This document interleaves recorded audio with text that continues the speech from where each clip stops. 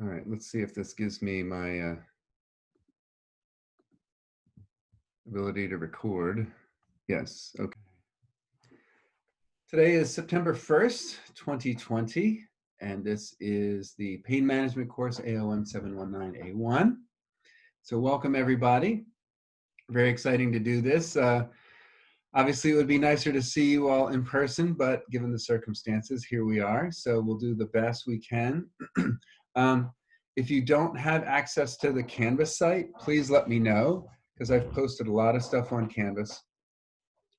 I know that some of you were having some difficulty getting a hold of Legge's book, Close to the Bone. So keep an eye out on your emails. I'm going to be sending you portions of that. Please don't distribute them. I'm probably, we want to be careful with copyrighted material. This guy's worked very hard to create his book, so I do recommend you getting his book. There's a bunch of other resources that I mentioned that are not required, but certainly recommended. One is Whitfield Reeves's book. I can't remember the exact title. It's, I think it's called like the Acupuncture Handbook. Anyway, he wrote it. Yes, that's it, with Chad Bongen. Very good. I've studied with Reeves. Not with Chad though. I don't know if he's doing them anymore. He started doing these very hands-on small group training sessions. Unfortunately, I just couldn't make the ones that he had offered. I think he's still out in Colorado. I'm not sure, but I've studied with Whitfield Reeves. I took Matt Callison's 238-hour sports medicine acupuncture course. If you guys are going to be working, I think, predominantly with athletes, then I would say it's a very useful course to take. It's in 7 modules. Each one's roughly a week long, and they have it in various areas of the country. I took it when it was out in Chicago. It was very cool. I would say though, like for like the typical practice, you're probably not going to see like about 75% of what you learn. So, unless you're working kind of in a more rarefied athletic environment, I would say, maybe take like his first module where he talks about like the spine and, the tensegrity system and the sinews and things like that, and like a lot of the foundational principles. And like, the use of motor points and things like that, and how to integrate it into Chinese medicine. But that is a really good course if you're going to work predominantly with athletes. It is quite expensive, so that's why I say if you're not going to be, it's not going to be like the main bread and butter of your practice. It's probably not worth that expense, except for maybe the first module. So, as I mentioned in the course announcements, this course, originally started as like more of a sports acupuncture class. It expanded into pain management. We're going to be covering most of what in Chinese medicine is called Wei Ke, which is external medicine, external therapy. So this is going to be like your musculoskeletal, tendinomuscular issues, orthopedic issues. We are going to talk some about arthritis.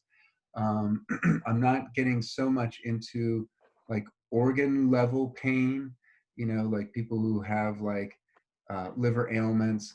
A lot of this can be applied to things that might affect like the digestive system, things that are showing up as pain from like inhibition of the body's capacity to formulate and create zhong qi, right, the upright qi. So we'll get into a little bit of that. When basically, like, I guess my attitude towards knowledge and information is a little bit Roman. Like I want to go out and conquer, right? I want to learn as much as I can, right? Study as much as I can. And for me, like one of my greatest passions in life is to learn stuff and then share what I've learned, right? I don't know why, but that's just what stokes me up. So I've gone through like a lot of books. I've gone through a lot of trainings and workshops. I've studied extensively with Jeffrey Yuen, right? Who hasn't these days? And and so what I've tried to do is like kind of cull and integrate a lot of material, experiment with it in my own practice, see what works, see what doesn't work for me, and then kind of organize it in a way that makes it digestible for you all. Now, in previous classes, you know, one of the biggest pieces of feedback I got was that this course was sort of like getting hit in the face with a fire hose. So what I've done is I've scaled this back dramatically, right? So you all aren't like totally overwhelmed. and I've really like pared this down a lot. So what I've given you on the Canvas site, and you'll see like, you know, under each module, there's like a lot of entries, right? You're not going to have to memorize any of that. Like I've gone through and looked up, like I've gone through like hundreds and hundreds of, you know, anatomical images online and picked out the ones that I think would be useful for you as a resource for this course and your practice going forward. So in a way, this course isn't really just for you now, because it is, but it's not just for you now.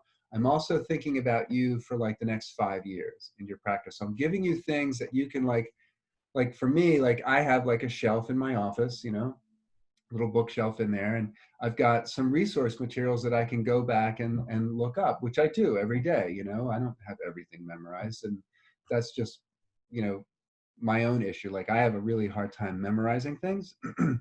But in the midst of practice, I might, you know, drop into a meditation and ask for guidance, and I might be guided to go look up in this folder and, oh, right, yeah, there it is. Yeah, there's this piece, right? Um, you know, I don't have all the motor points memorized. I don't have all the manual muscle tests memorized. I don't have, you know, I have a lot of this memorized, but not all of it. So all the things that I'm giving you on Canvas are not for you to memorize. You're not going to be tested on most of it. I will go over exactly what you'll be tested on.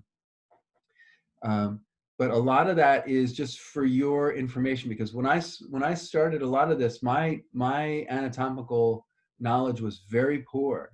You know, I remember sitting in Matt Callison's class, and this guy's like a master of anatomy. We actually got to work on cadavers, which was really cool.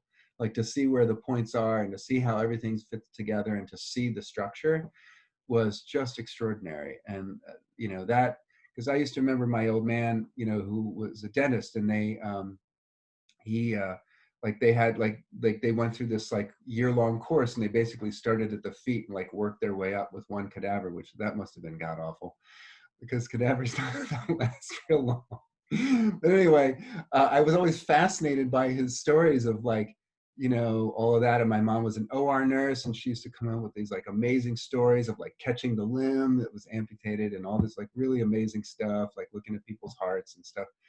And I guess all that really stuck with me. So, you know, understanding the anatomy, like I had no idea, like I had very poor understanding of anatomy. I had just as much enough to like just get into acupuncture school. Um, and so, you know, I had to kind of learn a lot of this like on the fly.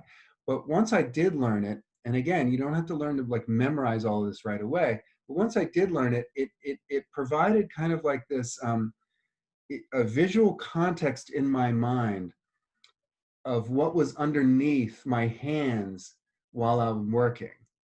You know what I mean? Like I joke with my patients, like sometimes I'll be doing point location, I close my eyes, and they're like, why are you closing your eyes? I'm like, I can see better with my eyes closed.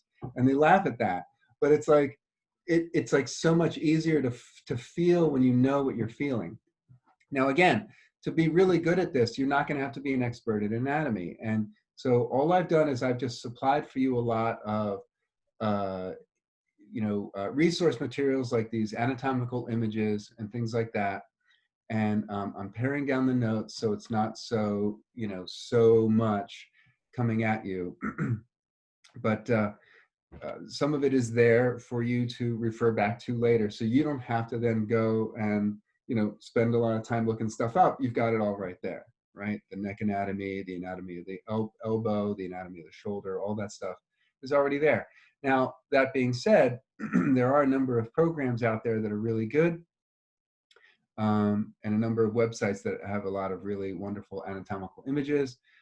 There's some that, like, if you have like a touch screen, like on your iPad or things like that, you can touch it and then move it around, and it kind of like orients the image and highlights certain muscles and tendons and things like that. So, you know, if that's useful for you, then by all means, go ahead and get that. I can give you some resources later, but a quick Google search will be pretty much all you'll need for that. But again, I'm happy to, you know, steer you in certain places. But basically my goal for you for this class is I'm going to give you a really kind of like step-by-step way of learning how to think about and learning how to approach the process of assessment and diagnosis that leads you to then a range or a host of treatment possibilities and how to think about treating given certain situations. Because, you know, there's a lot out there that have, you know, there's a lot of point prescriptions, like for this, try these points, for that, try those points. What I want you to be able to do is develop a hypothesis about what's happening with your patient, develop a hypothesis about what's involved with what's happening with your patient. You know, is this a tendon issue? Is this a muscle issue? Is this a, you know, a ligamentary issue? Is this a joint issue, right? Is this an internal organ disorder, right? Is this a channel level disorder? To like question, like, I wonder, to like kind of like become more deductive, like, and rule out certain things and highlight the possibility of other things. And then how to make organized, grounded decisions about, okay, well, if I think it's this, I'll try this. And if I try this, this is what I should expect to get. And if I don't get that, oh, that tells me something. That helps me to refine my thinking process in a way that helps you to make decisions. Because I'm not teaching you what to do. I'm teaching you how to figure out what to do. Okay, so I was getting a text from a student. Okay. So does that make sense? Because if something doesn't work, I want you to be able to go back and reassess and say, okay, well, if that didn't work, then that implies this. So therefore, I can look at that and try out this. Does this make sense? Right? So that's because when you're in the treatment room and something doesn't work, like, I don't want you to just feel completely stuck. And, you know, patients are very complicated. So they rarely come in looking like the case histories that you read about. They rarely come in looking like the, you know, what you'll come across in Giovanni Machocha. I mean, he's chosen those, or chose those case histories because they were very simple, right? Most of my patients are not simple. They've got like 8 things going on. They eat like crap, you know, whatever they're doing either too much of it or too little of it, right? So it's like this giant bowl of noodles. So I want you to be able to figure out, okay, like, how do I sort through all of this, all right? Any questions about that before we start? Okay. So by now you should have received Legge's preface and pages, I think, 1 through 24. If you didn't get that, let me know. That provides kind of the foundation of it. I may have even sent out, did anyone get the ones from class 2? Did I send those out? Okay. Okay, great. If you did not get those, let me know and I'll resend them. So I just want to take a moment to go over the syllabus. All right, so course description is basically deepening your understanding of the nature and causes of pain and the treatment and management of patients with acute and chronic pain situations, right?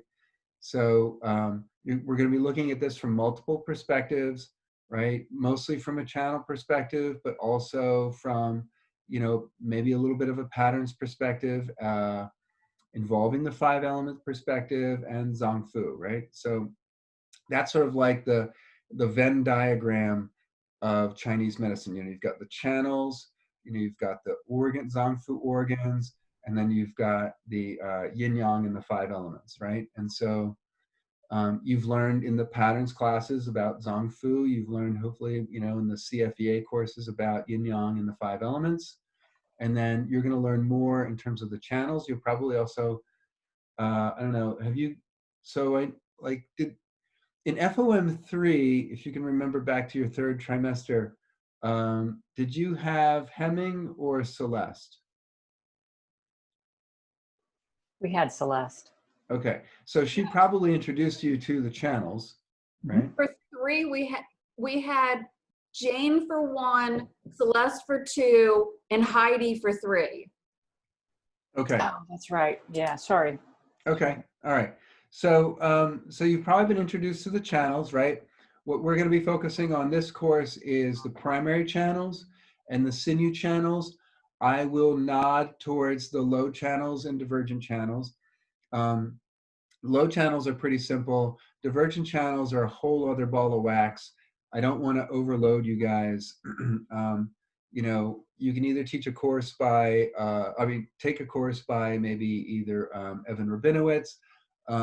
I've developed one, but haven't I was going to offer it, but then, COVID hit. So that blew that out of the water. And I might do it online, but anyway, we can talk more about divergence. I didn't want to overload you. And we'll talk a little bit about the 8 extraordinary vessels, right? So we'll get a little bit more into that. Also going to be looking at other channel perspectives, how to work with the primary channels. I'm going to teach you the balance method in case you haven't learned it by Dr. Tan. It's really simple. And this is again, like sometimes people wonder, like, do they really take like course evaluations seriously? Like I've actually kind of redesigned this course a little bit to take into account some really great constructive feedback I've gotten from some previous students about how to deliver some of the material.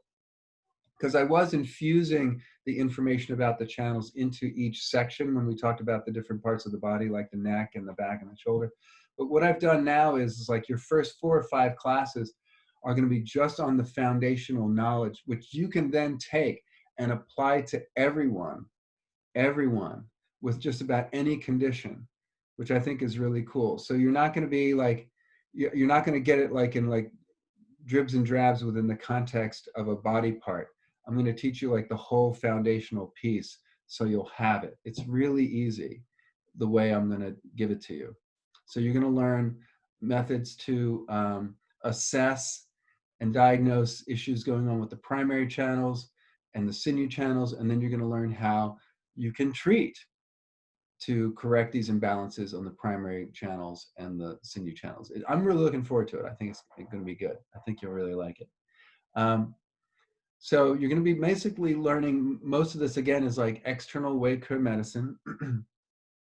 You're going to be learning about the primary collateral vessels, pathogenic factors, the substances in the tissues and how they're involved with pain conditions.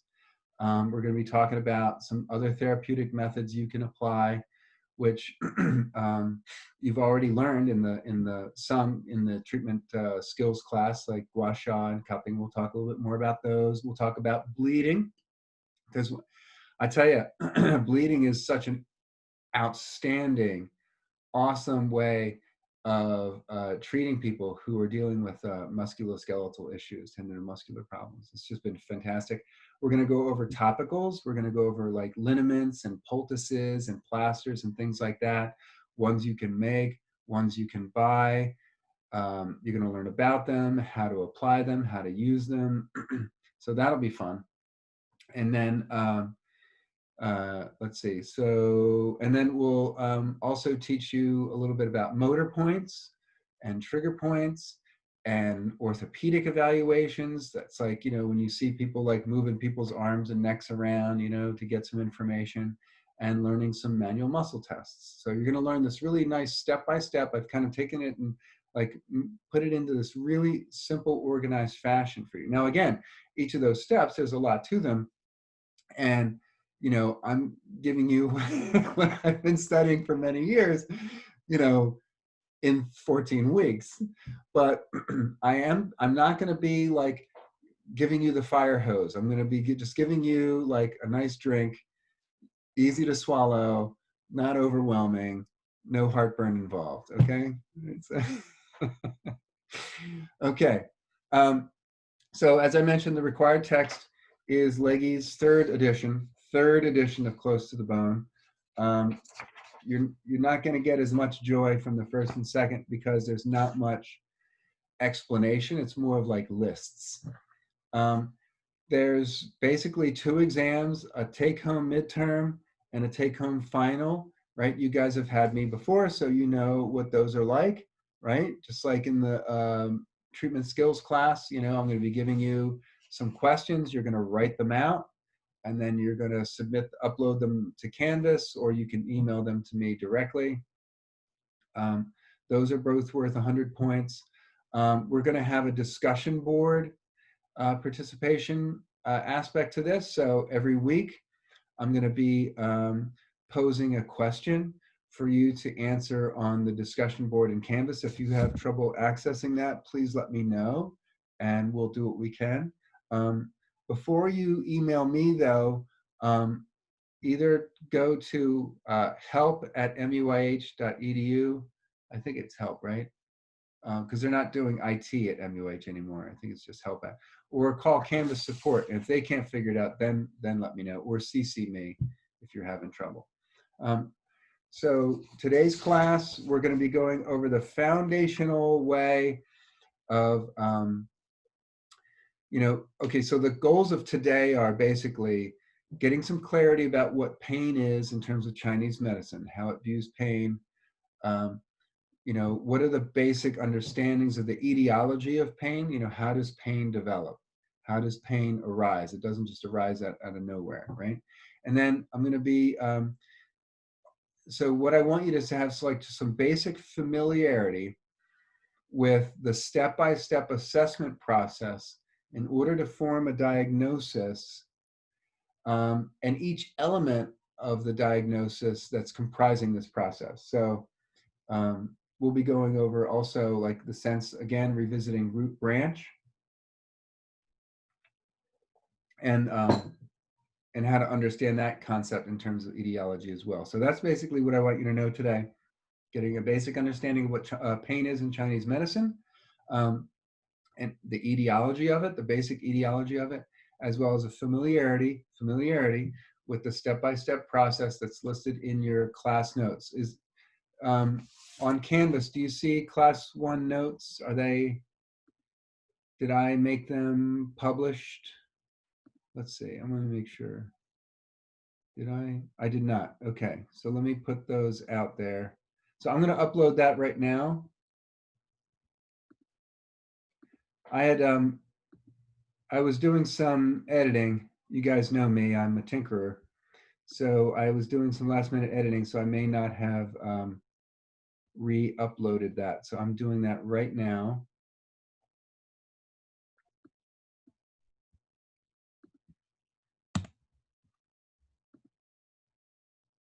Okay, there you go.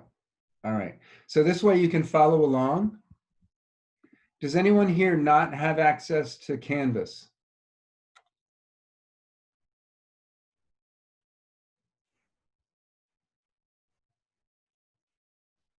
So everyone here has access to it? You guys see it? I don't have the course on my Canvas site yet, so I Did guess I'll get it. I thought I emailed you the notes. Didn't I email it to you, or did I just email you the syllabus and I the, got I'll look. you know what, I may not have emailed you the notes, so let me do that now. Okay, thanks. Yeah, I think I just emailed you the syllabus. Yeah, right. Thank you. All right, for some reason, it's not cooperating here.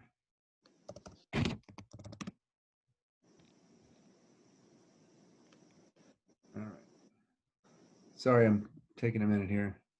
Thank you.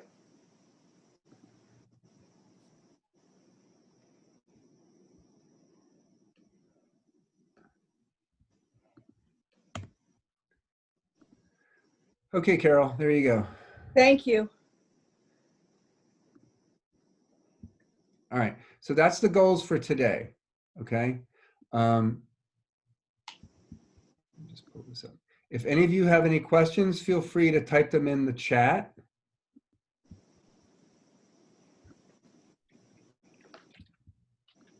All right, okay. Got it. I got it. Thank you. Excellent. Okay. I'm just taking a quick roll here. Hey, Brian, or Jonathan, nice to see you. Hey, Okay. Corey. Okay. All right. So just remember, ultimately, there's really just two treatment principles, right? This is from the Neijing. You're either expelling the evil qi, the evil shui qi, or you're supporting the normal qi, right? You're enhancing the zheng upright qi, as well as the Zen, I don't know how to pronounce it, Zen authentic or true qi. So we're going to be focusing in this course a little bit on the Zen authentic qi, more on the zheng qi and how to deal with the evil qi, right? So the important thing to remember is no matter what organizing principle you use, whether it's a channel-based system, a TCM patterns-based system, or CFEA 5-element system, the idea is to move the qi, free the qi, to liberate the shen. And as you've probably seen in yourself and with your patients, you know, correcting like a 2-3 block or a 8-9 block, or correcting akabanis, or, you know, clearing a channel, or, moving stagnant qi, building deficient qi, building blood, right? Resolving damp. You know, when you're doing a lot of these things, you and your patients have probably noticed that something changes in terms of one's either mood or reactivity or perspective, these subtle shifts in the how we go through life, right? Over time, we maybe become less reactive. We become more, what do you call it? More responsive, right? So, really, no matter what you're doing, you're going to be supporting the patient in kind of waking up, right? That's the ideal of what we want. We want the patient to be freed of unnecessary suffering. I mentored with Bob Duggan for a long time, and he would constantly say very provocative things, right, in order to get you to think. And one of the things that he would say very frequently is like, God help your patient if you ever take away their symptoms.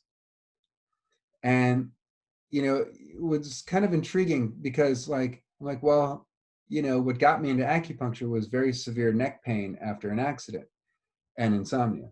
And for those of you who have been in pain, it really sucks. It's not like you have to keep getting the same lesson, 24 hours a day for days and weeks and months on end. You know what I mean? It's like, I don't think we really need that. Physiologically, remaining in pain is actually destructive to the system. It's destructive physically, and it's destructive psychologically.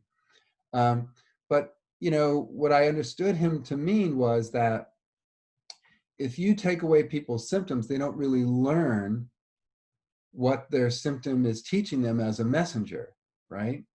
So, like J.R. Worsley used to talk about, like the oil light on the dashboard of your car, right? You don't just go back there and snip the wire. You don't cover it with a piece of tape. And what I've noticed is that patients take it a step further as they go like, oh, if I were a better driver, the oil light wouldn't have gone off. If I had lived my life differently, this oil light wouldn't be lighting up right now. Or it's my mother's fault, like she was a crappy mom, and so now my oil light is going off. And I say to all of my patients, like, once you're 25, you no longer get to blame your parents for your problems. Right? So it's like, oh God, like if I had lived differently, this oil light would not have gone. No, it's a message. It's saying, hey, check your oil. Right? There's either a leak, or you're just deficient, or you're running the car too much. The car has limits, right? Right? But I got so much to do. I got so many errands to run. I can't stop to change my oil. Well, guess what? Your car doesn't care. Right? So, I personally believe that you can actually not just give somebody a fish. Have you guys ever heard the saying, you give a person a fish, you feed them for a day. You teach a person to fish, you feed them for a lifetime. Have you ever heard that? I like that expression, right? Because you know, a lot of practitioners are in the fish giving business. I'm not in the fish giving business. I'm in the fish teaching business, right? So I say you can help get someone out of pain. You can alleviate their pain in the moment, and you can also teach them how to learn from their symptoms. Because here's the thing, like people are going to do what they're going to do anyway. I don't presume that I have these Svengali powers of persuasion that's like suddenly going to like make my patients like succumb to my will. You know what I mean? Like they're going to go out, like I'm going to fix them, I'm going to put them back together, and they're going to go out and they're going to redo stupid stuff, and they're going to come back and they're going to like undone a lot of what I did. And, you know, I can live with that. But we are going to have the conversation about, okay, you've done this, you've gotten this, let's look at this. But not only, and here's the thing, which you're not going to get in a lot of other courses or like in the books about this stuff, but what you're learning here at this school is what is motivating the patient to do what they do. And here is where sports acupuncture is different. So for those of you who are athletes or were athletes, you'll understand that the desire for competition with either others or the competition with yourself, right? To go farther, to go faster, to go better, is completely unreasonable. And you're not going to reason with people who have a DNA level compulsion to surpass their limits.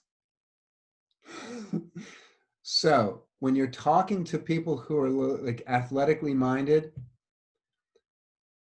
normal rules of psychological well-being do not apply. Like logic has no place in this. All you can do is teach people to pay attention to their body, to take the best care of it that they can, and to connect to their deep intuitive guidance.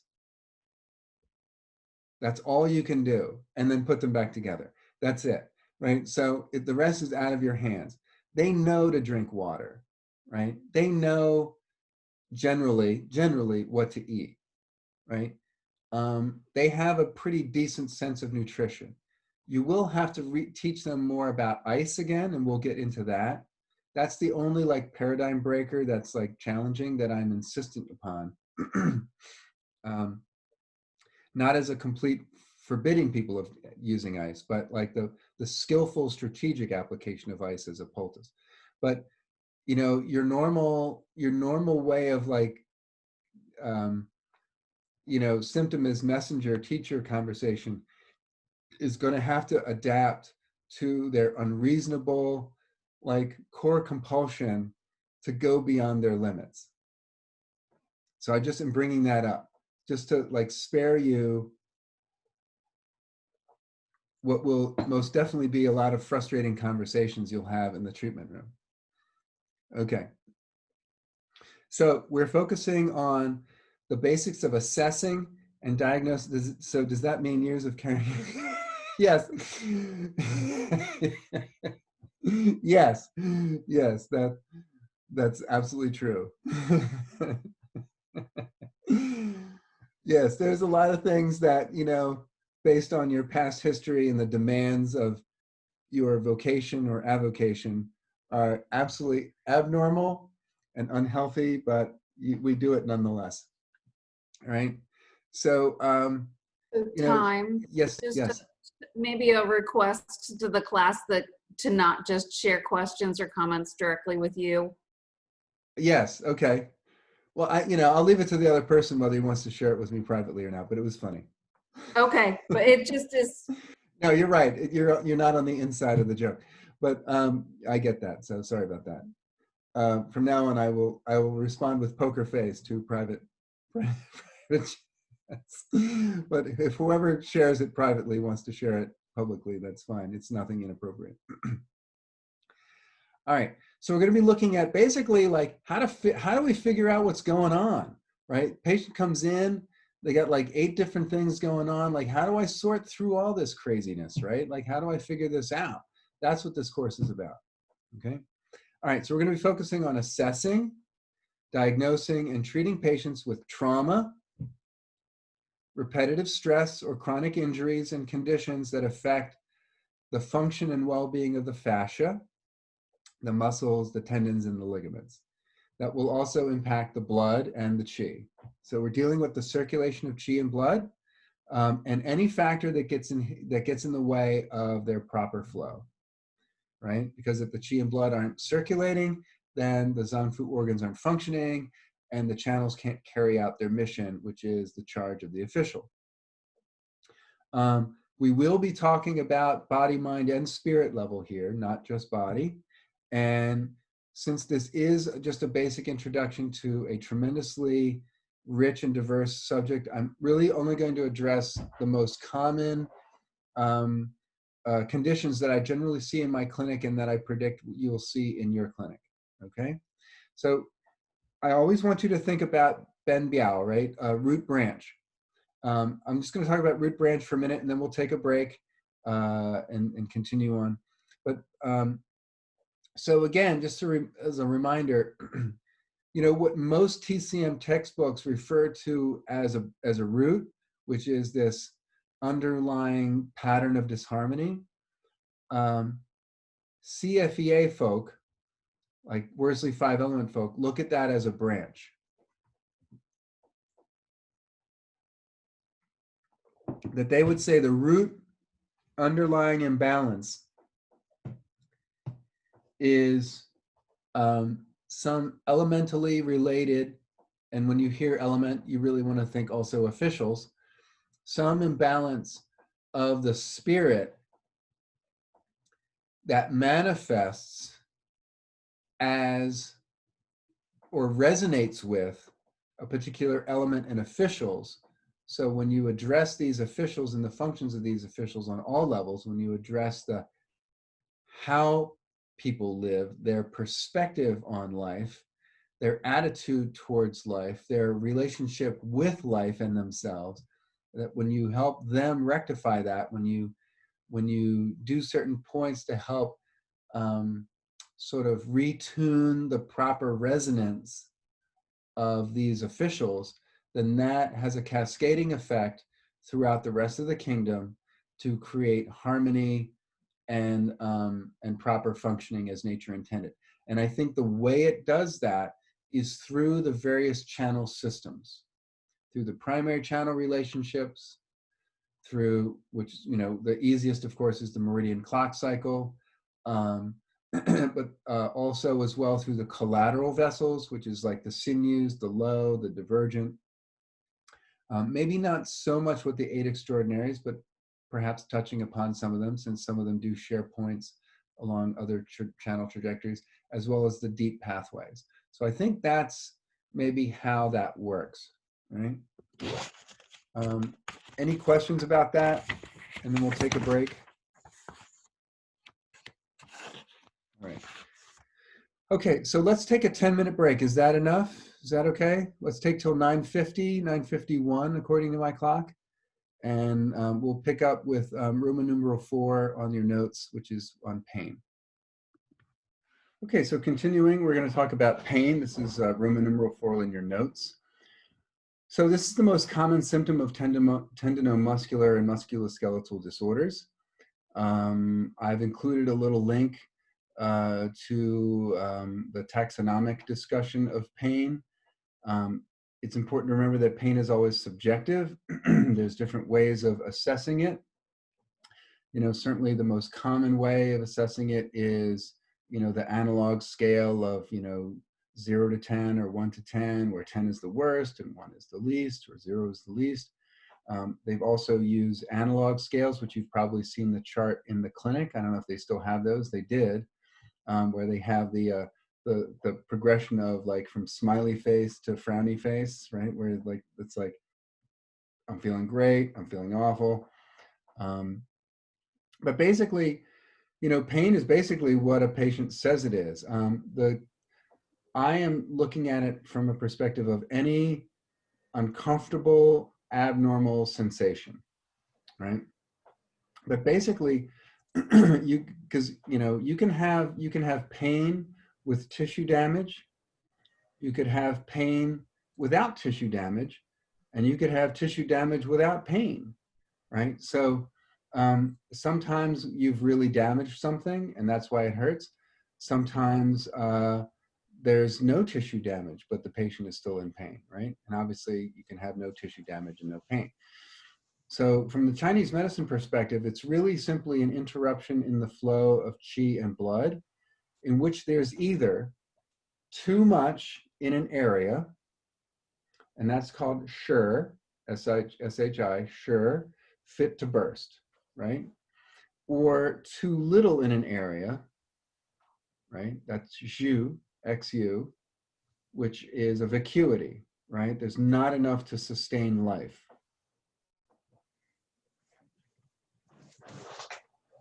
And this, as you know, can be from external causes, internal causes, or miscellaneous. Now, for the purposes of this course, and just for the purposes of my own treatments, and maybe it'll work for you, I look at trauma, like impact trauma, as not as a miscellaneous cause, but as an external cause, just because of the way of like the sequela of progression of the problem, right? So the way that like continues on and either gets better or gets worse. I look at it generally in terms of as an external factor, because when I apply certain strategies to treat it, it just seems to go better that way. But miscellaneous might be excessive exposure to electrical fields, right? Your diet, what you eat, maybe sleep, okay? But then again, what might be motivating you to eat and sleep in a certain way might be an internal pathogenic factor, right? Okay. So either shi, excess, fit to burst, or xu, vacuity. These are going to be terms that we're going to be using a lot. In other texts you may have come across or not, you might see the actual word vacuity, and you might see the word repletion. So if something is replete, that means it's like a sense of fullness. From this perspective, repletion generally refers to a pathological fullness, not like my bank account is replete with funds, right? You know, you can't have too much money in your bank, right? It's not like the bank's gonna, oh, well, I'm sorry, Mr. Gelati, we don't have any more room for your money. You know, but we don't have to worry about that. But in terms of qi and blood in an area, a repletion in a closed system is not so good. Okay, all right, so Tong Shubi Tong, Bu Tong Shitong. To those of you who speak Chinese, I apologize for butchering your beautiful language. But basically, if there is free flow, you know, there is no pain. If there is no free flow, or if there's stoppage, there's pain.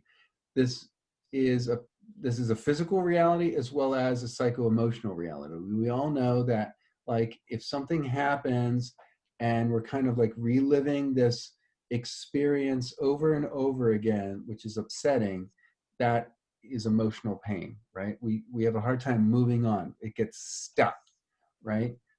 We rarely experience emotional pain from things that we're not thinking about. You know what I mean? Like, we may revisit it and feel some twinge, but that's sort of like, you know, I'm feeling pretty good. I go to the gym, or I ran a little too much, or I gardened a little too much, and I got that twinge in my back again, right? You know, you may be like kind of over an old relationship, but you're driving down the road and you hear that song, right? And you're just like, ugh, right? But, you know, after like 5-10 minutes, it's over with and you're fine, right? So that's you know, like a re-exaggeration of an old wound, right? But like real pain, there's stuckness, right? There's some kind of stagnation, either from an external force where stagnation is primary, or from some deficiency, which leads to stagnation. And this is important to remember. Stagnation leads to deficiency, Deficiency leads to stagnation. So when you're examining your patients, if there's a sure excess condition, more than likely there's a jus vacuity somewhere else, unless it's super acute. You know, like they come in the next day, they've fallen off their bike, they, you know, were dancing and they landed wrong and they messed up their ankle. You know, there may not be, like in that like real acute situation, you may not have an overall jus, although you might, because maybe the reason why they rolled their ankles was because their tendons were weak. But generally, any kind of chronic situation is going to involve a stagnation somewhere and a vacuity somewhere else, and deficiency somewhere else. For the purposes, okay, let me jump back. So lack of free flow indicates local or systemic deficiency. Stagnation is generally a local phenomena. It's rarely a universal systemic phenomena. When we're talking about the flow of qi and blood, we're really looking at the Jinglo, right, which are the longitudinal vessels, and some of the transverse vessels, which would be like the low vessels, right? The luo, the way they say it is luo, right? And stagnation may produce stiffness or tension, but not necessarily pain. So stiffness is often a stagnation where there's often some kind of underlying deficiency. Stiffness, tension, excuse me. Right? And always remember, stagnation leads to deficiency, deficiency leads to stagnation. Because again, we're dealing with circulation. So anytime there's circulation, we're dealing with a vector. We're dealing with a direction and a quality of movement, right? So this is where working with the channels is so helpful, because all the channels have a trajectory. They have a vector, right? They have a direction. So pain can be functional or it can be physical. So that is, there may not be any actual tissue damage, but there's a loss of ability to function, like some kind of weakness or a blockage of qi and blood circulation through the channels that's maybe like involving the soft tissue, which is like the skin, the fascia, right? The fibrous tissues, the tendons, the ligaments, maybe even the synovial membranes, the joints, right? Which are connective tissues, the muscles, the nerves, the blood vessels, right? So tendons, ligaments, synovial membranes, these are connective tissue. Muscles, nerves, blood cells, blood vessels, these are not connective. So, you know, when somebody's dealing with like functional issues, there may not necessarily be tissue damage, right? This is more about restoring the circulation of something, right? And it's also important to remember that pain concentrates the Shen, right? So just as like if something emotionally is upsetting you, it probably shows up in your mind a lot. It probably occupies a lot of your attention, right? Because that's what Shen is. It gives us the capacity for awareness and attention, like what we're focusing on, what we're present to, what we're conscious of. And so pain oftentimes will concentrate the Shen. So if any of you have like injured yourself, you know, especially if it's very painful, you know, it's going to occupy a lot of your mental bandwidth, your attentiveness, right? So this is where, you know, we can, so in the beginning, and we'll talk about this more later, especially in the context of the balance method, you may not be able to have any kind of like deep discussions with somebody who's in a lot of pain, right? So you may want to just like save your breath. There may not be as, again, every patient's different, but there may not be as much of a listening as you would normally expect for somebody who's like not in a lot of pain. Because when you're in a lot of pain, like you just want to get out of pain. All the rest is just blah, blah, blah, right? For most of us, for most people, right?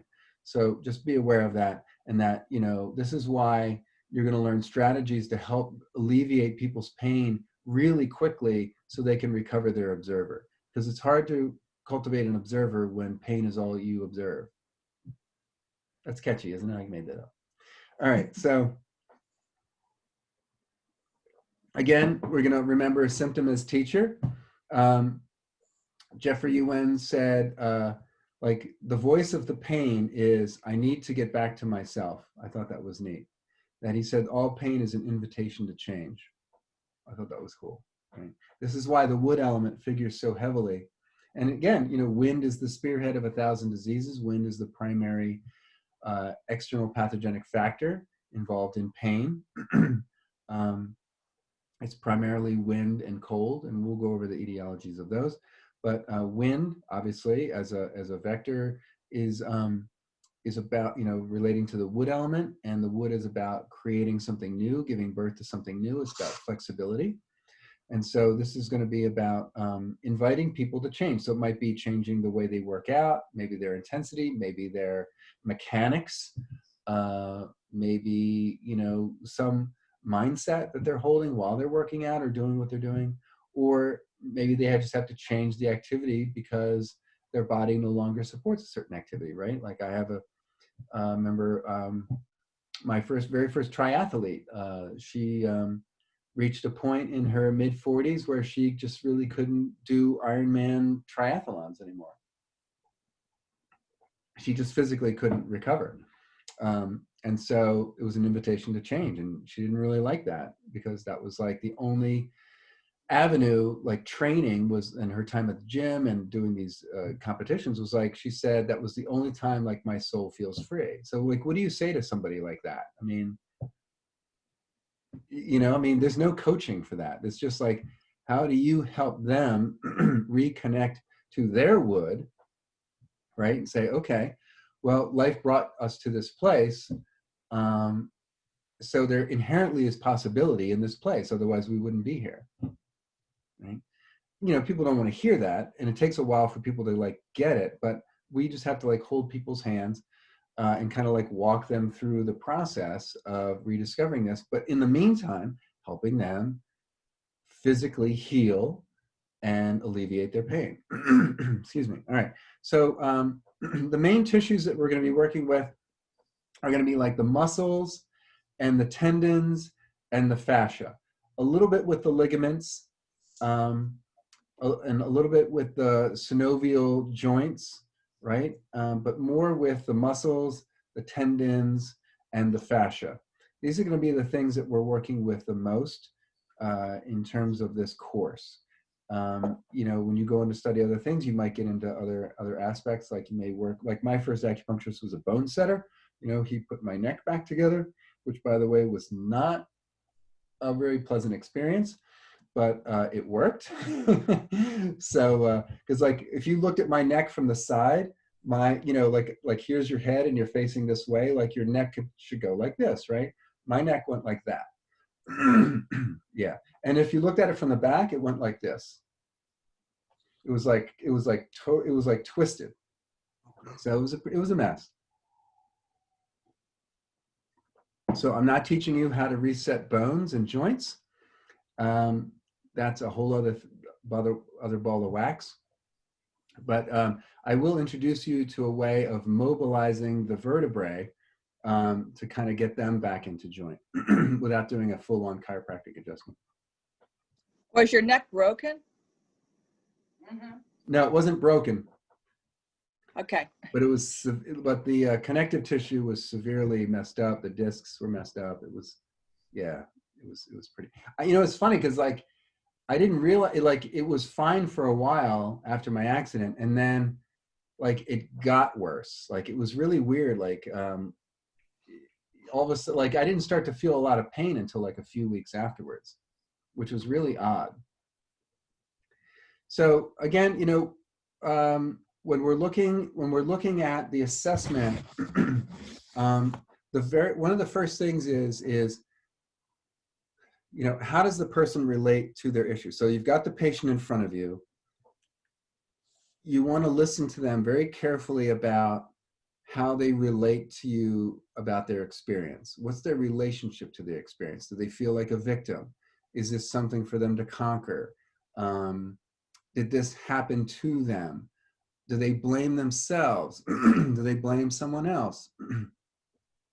You know, are they you know, yin yang? Are they like are they in a yang response to it, or are they in a yin response to it, right? Is there an elemental resonance for this? Is it like them seeming like they're, I'm going to fight this and beat this, or like, drawing upon their will to overpower it and overcome it? Is this a challenge to overcome, right? Me versus them, or me versus it? Do they feel like they're just meant and born to suffer? Or is this like a loss of social connections? Like, is this a loss of joy in their life? Again, there's going to be a lot of these things. Is it something that they like makes them worry about? Do they, are they needing a lot of sympathy? Do they feel disgusted by it or disdainful for it? Do they, feel like they violated some natural law in some way and now they're being punished, right? That's momental. Again, something's going to be predominant. They may show signs of all these things. So you want to get a sense of what's their CSOE, what's the nature of their spirit, how vital is it in the presence of whatever it is that they're dealing with, right? Very important. Time? Yes. Hey, can I ask a question about that? Do you find that that the way they express the impact of the injury or pain on their body is naturally goes hand in hand with what their CF is? Or does the pain sometimes bring like something that's lower in the stack up? It can be both. I think the more chronic it is, the more withins you see, right? Because like the withins are kind of like the coping mechanisms that sometimes the CF adopts in order to deal with, right? So like if somebody has like a chronic injury for long enough, eventually they're just all going to be frustrated by it. You know what I mean? But underneath the frustration, like what else is there? And that's when you start to see like the CF and withins. And like the most predominant general thing in alignment with their CSOE is going to be generally like their CF. So a lot of people do respond in terms of their CF, right? Either like the outright reaction or the coping mechanisms they apply, right? To what end do they apply these coping mechanisms? To fulfill the needs of the CF, right? To experience more joy, more lightness of being, more freedom. Maybe that's fire, right? To get back to compete, to challenge, right? To make their goals. That's more wood, right? Yeah. So that's a time when you can really get a sense of, who the patient is that has these symptoms, right? Like JR said, don't ask what symptoms this patient has. Ask what kind of patient has these symptoms. And so that's when you can ask your questions. You can embody the energetics of the elements. You can offer the gifts of the elements, right?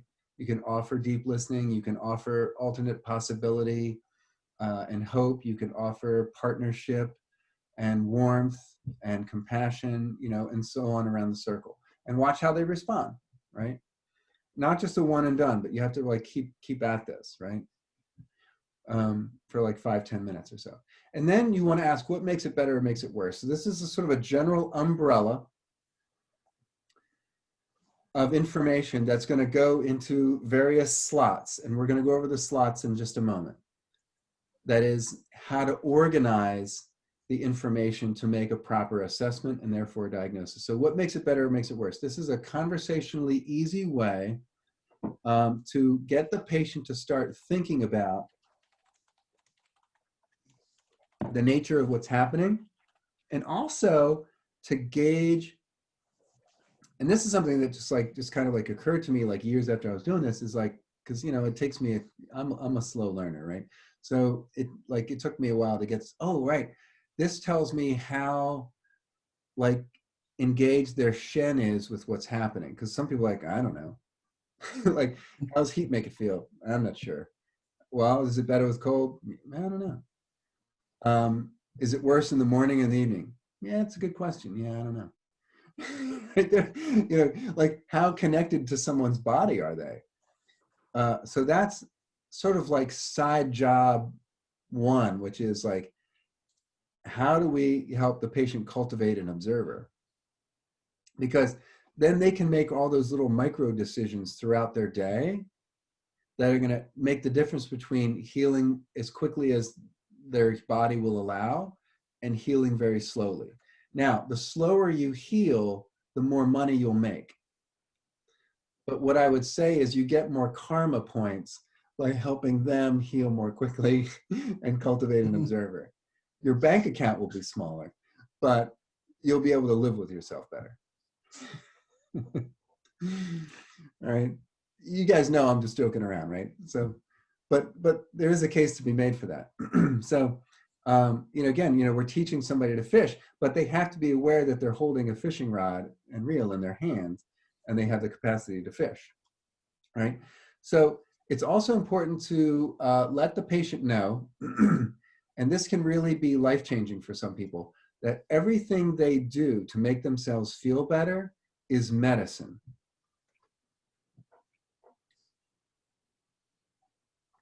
So if going online and shopping at like QVC makes them feel better, that's medicine.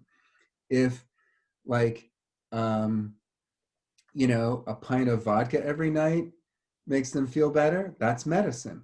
Now, it may not be the best medicine, right? You've got like vitality enhancing medicine and you've got like temporary relief medicine, right? So you want to help guide them to discover what's the most vitality enhancing medicine with alleviating the guilt and the shame that is a terrible chi blocker because it affects the heart. Like guilt and shame kind of create this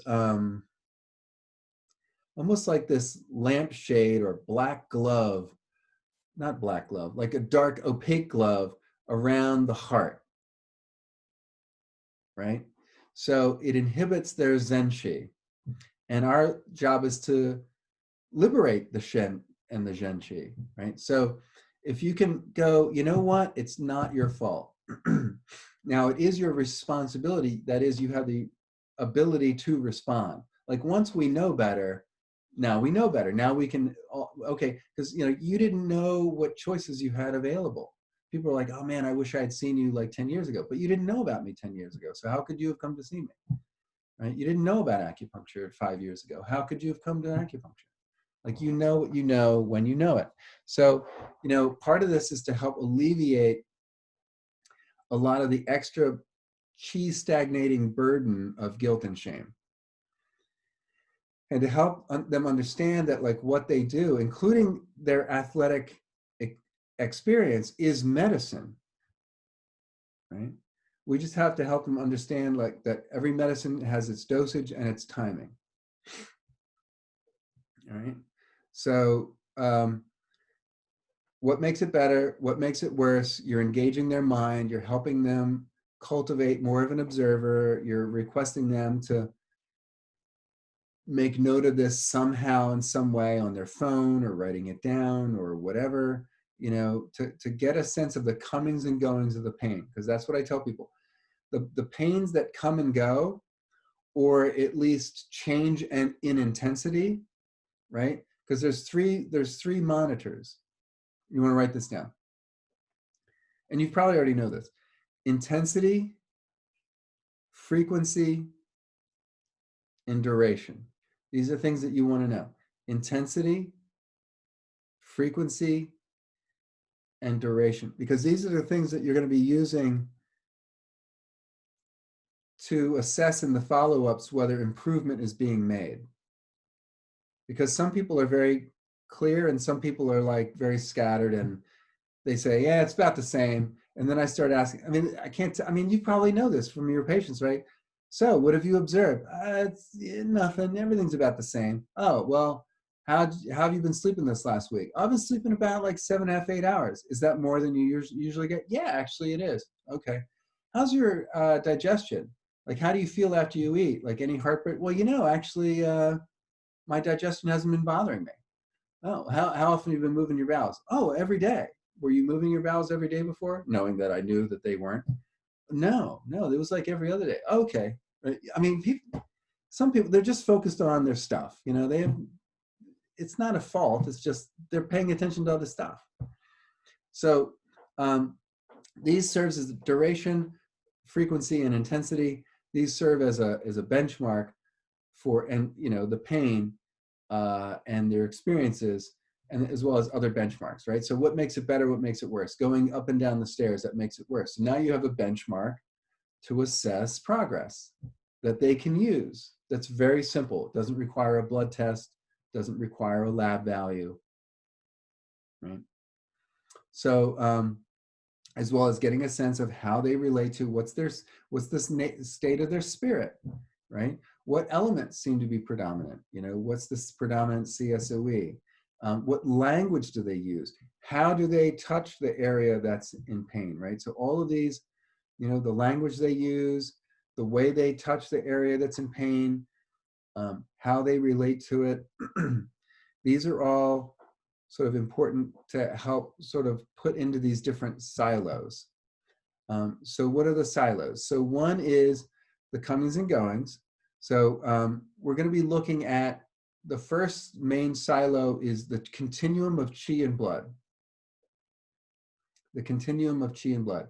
And we'll talk about the continuum of chi and blood, and then we'll take another short break.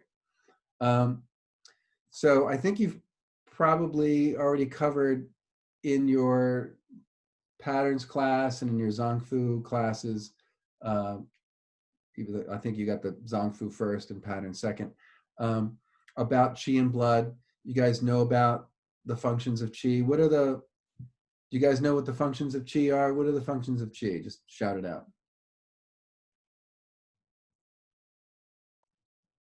Warm. To warm, yep, good. Move. Move. Hold. Hold. Protect. Protect. Transport.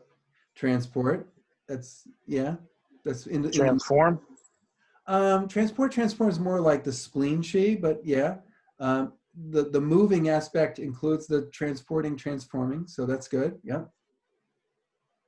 Right. So it's well, yeah. Actually, I have it on the notes as transforming and transporting. So okay, I got them on my notes, so I can't disagree with you. It's what I wrote. It's also in the reading. Yeah, that's what I'm saying. It's like they're in my notes here that I gave you. So can't argue with you if I'm the source. But yes, that kind of goes under the whole quality of moving. Yes, so we've corrected myself. So moving, that is transforming, transporting, holding, raising, protecting, and warming. So these are like the main functions of the chi, right?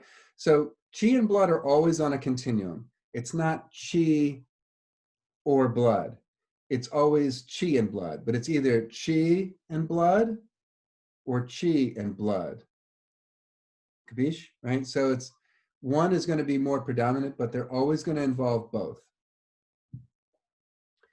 So in the context of the orthopedic issues, we're looking at stagnation and vacuity, either from external pathogenic factors, internal pathogenic factors, or other miscellaneous, like mostly from like food and diet, or maybe other activities like sexual activity, what you eat, how you eat it, how much you're eating, maybe also proximity to very high voltage. Okay, that can also have an effect, right? So just as I mentioned before, just in terms of like treatment, I treat trauma, impact trauma, as an external cause of disease, and you'll understand more about this later. So chi is the commander of blood, blood's the mother of chi, so they're always interdependent. Keep thinking of it as a continuum, right? And somewhere along the continuum is where the patient's condition is lying, okay? So if you think about it that way, it'll be a little bit easier. All right. I mean, even though they are separate substances, when it comes time to treatment, you really have to look at them as a continuum. So we're going to cover more about the in-depth causes of vacuity and stagnation later. But right now, the things that are primarily a chi phenomenon is, like in the nose, things that move around in time and space. So these are the things that like the unpredictable comings and goings, right? Like sometimes it bothers me during the day. Sometimes I wake up with it. Sometimes it's at night. Sometimes it's here. Sometimes it's there. Sometimes it's here, right? Sometimes it's this part of my wrist. Sometimes it's the inside of my wrist, right? Sometimes it's this wrist. Sometimes it's that wrist, right? That's generally more qi. I know we relate blood with the emotions, but blood is where emotions are generally stored when they are pathologically sure. Emotions are stored, like this is how the body protects itself. It stores the qi of emotions in the blood level when it's pathological. Does this make sense?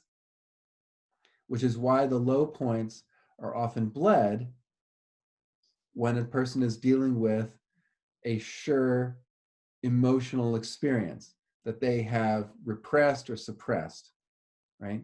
So when you think about blood, there is an emotional component to it because that is the level, right? Qi, blood, organ level, where emotions are most safely, the energetic, like the qi of the emotions is most safely stored at this level.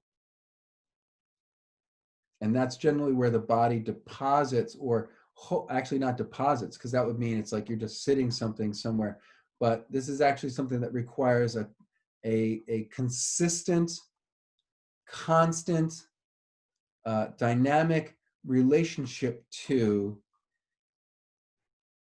storing them in this place. So, you know, we all have closets where we store stuff, or maybe a basement that you store stuff, or an external storage unit where you store stuff. You put it there and you lock the door and that's it, right? This is not like that.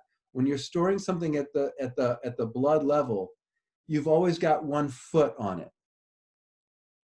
It's always trying to get out, and you're always keeping it in. It takes qi to maintain this latency. So you've got a large animal in your closet that knows how to turn a doorknob, and you've got your hand on that knob, and you've got your foot propped against the door, and you're leaning against that door 24/7. Sometimes it's a little quieter. That raccoon goes to sleep.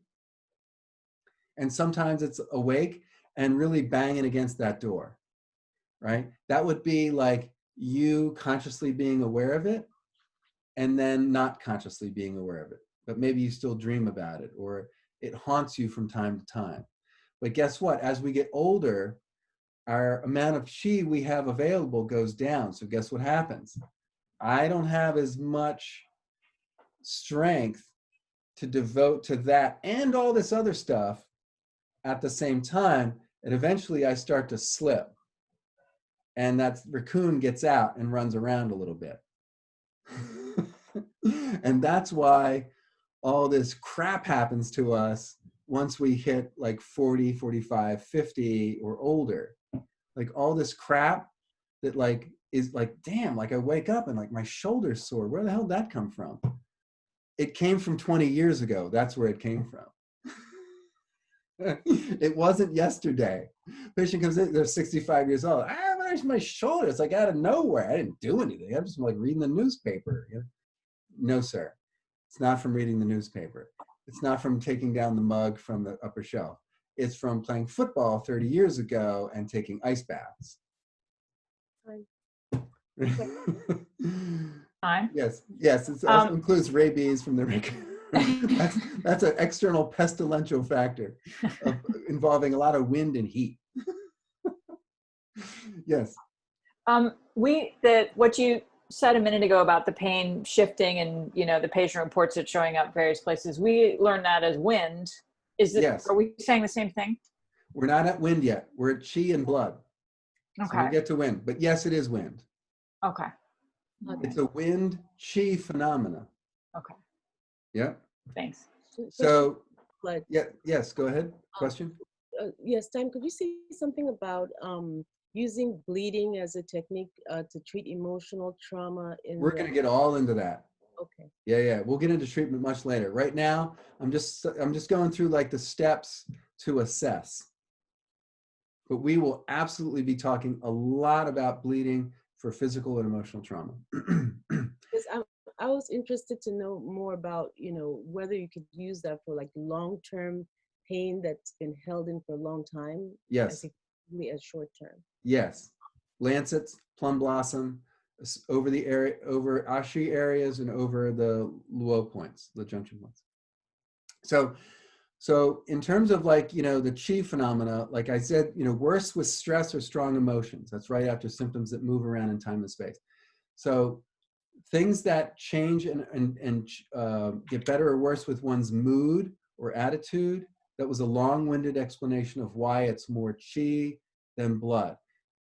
Chi is like, moves around more, right? Blood symptoms are generally more fixed in location, right? So things that get better with stress or worse with stress, you're going to be focusing your treatments primarily on moving chi. Things that are more dull, things that are worse at night, or excuse me, worse in the morning, forgive me, worse in the morning. You've been yin settled all night, right? There's nothing moving, right? So if the yang, i.e. chi, is deficient, right? The first thing when you get up and you're all like stiff and sore, that's an accumulation of yin because the yang is not strong enough to move it. Blood is more yin, chi is more yang, right? So things that are bothersome, like upon waking, earlier in the day, they're more chi than blood. Everything is either more this than that. Like it's not just chi, it's not just blood, right? Not necessarily associated with changes in the tissues. So it might hurt or ache, but there's not a lot of like physical damage, right? It's not a labrum tear. It's not a tremendous bruise, right? It's just like, oh God, it's like my neck is just really stiff, right? They don't have a bulging disc. They don't have like a subluxation or maybe a minor one, right? It's just like this stiff, achy, vague thing that comes and goes when they sleep funny or they're stressed out, right? That's more chi, right? Chronic chi stagnation almost invariably leads to blood stasis.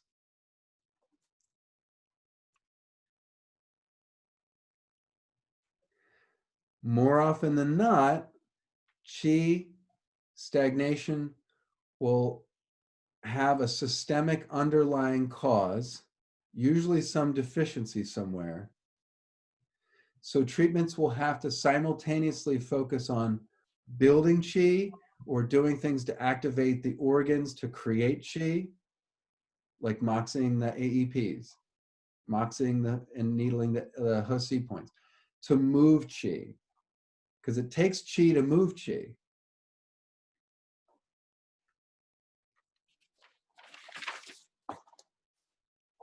John, did you have a question? Yeah. What if your patient has a heat condition? Would you address the heat condition and We then haven't try gotten to to use heat the yet. moxa? Okay. Yeah, we haven't gotten to heat yet. Okay. So really quickly though, like, can you moxa somebody who has heat? So in the words of Nikki Bilton from a conversation with Kiko Matsumoto, it depends on how Japanese you are. So like Kiko Matsumoto said, like straight out explicitly, no, I can think of no condition where moxa is contraindicated.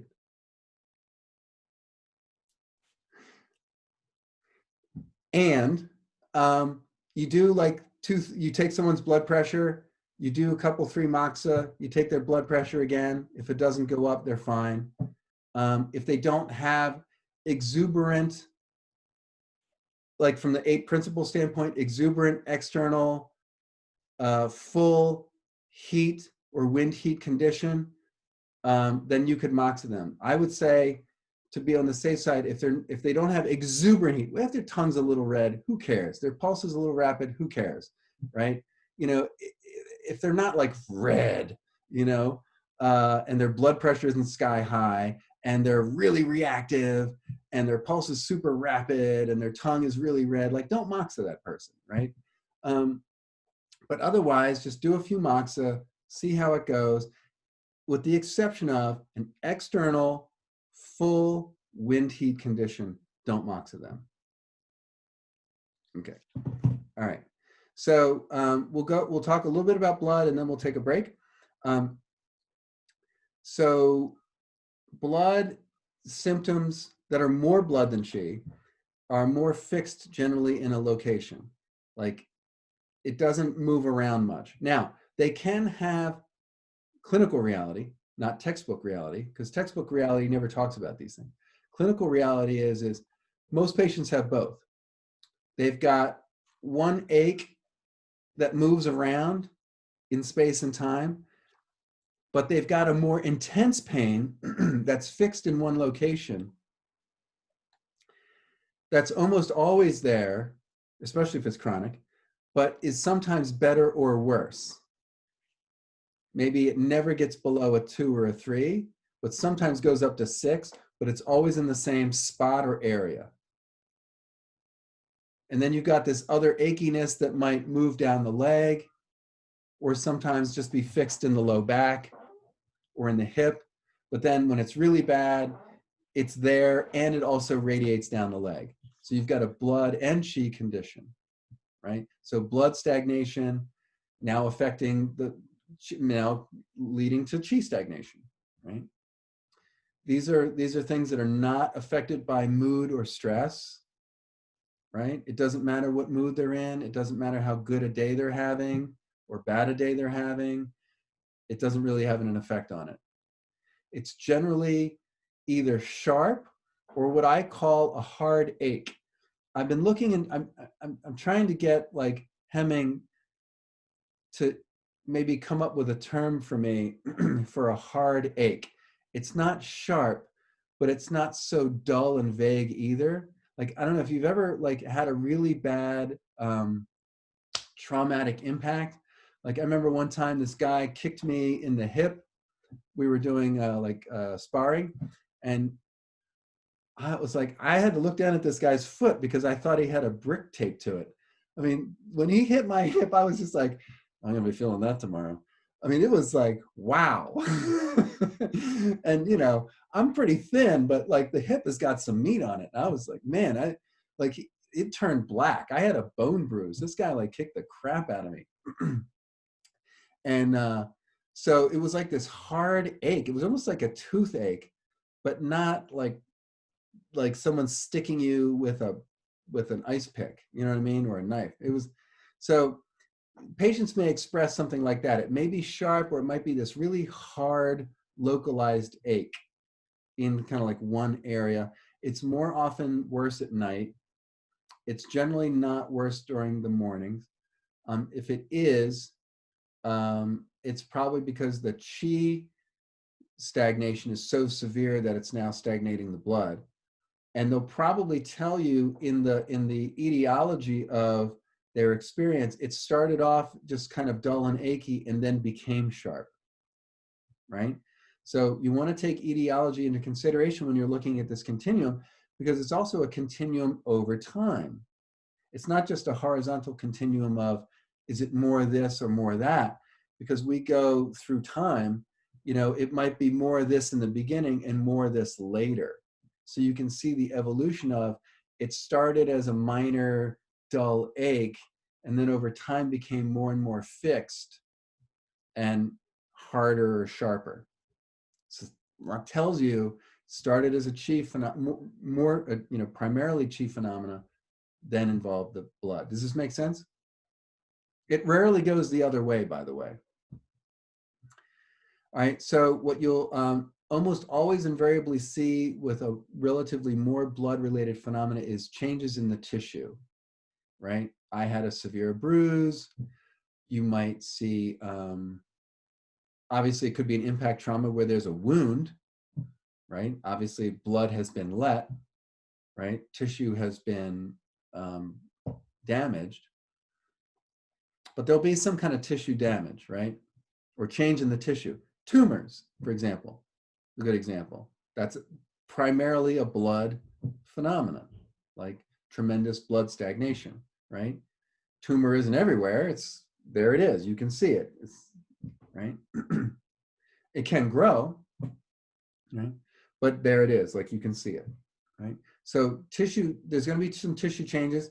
There may be tissue changes you can see at the surface, but some you may not be able to see at the surface, or only vaguely, like some swelling, right? Like I banged my shin the other day, you know, and I got that sort of cartoonish knot, you know, like my one shin is about, you know, inch higher than the other shin, right on the tibia. Super fun. All right, so with stagnation, you're going to move.